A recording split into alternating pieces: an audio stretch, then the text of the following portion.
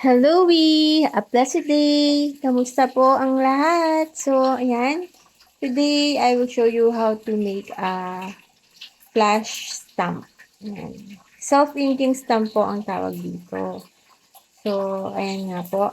Ang mga kailangan lang natin dito is, syempre yung pong machine, which is the flash stamp machine, the photosensitive machine. Yan. Yung sa akin po, nabili ko sa I think sa Santa Cruz po, Manila. Matagal na yung machine ko na yun eh. So, nabili ko siya.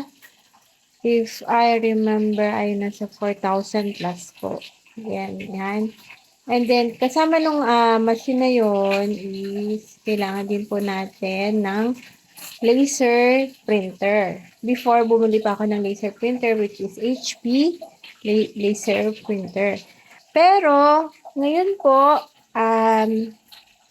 na, na, may napanood po ako here in YouTube din, and actually, friend ko siya online. Tinuruan niya ako kung paano gumawa ng stamp na hindi na kailangan pang bumili ng laser printer. So, inkjet printer lang din po ang gagamitin natin. Okay? So, ayan nga po. Ang kailangan din natin is yung flash stamp na mga stamp, consumables.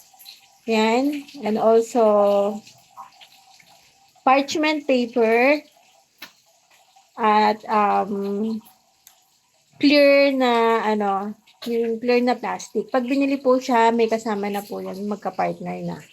So, gagamitin tayo ng transparent sticker. So, kahit ano namang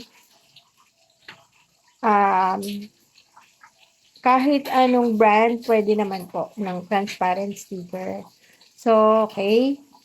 So, yan. Diyan nga po sa video ko, bali, actually, tapos na po akong magawa ng stamp. So, ayan, tinatry ko na. So, actually, mas okay siguro kung gumawa ako ng another video na magpapakita ng step-by-step tutorial kung paano nga po ito gawin. Pero, all in all, madali lang po siyang gawin. Yan.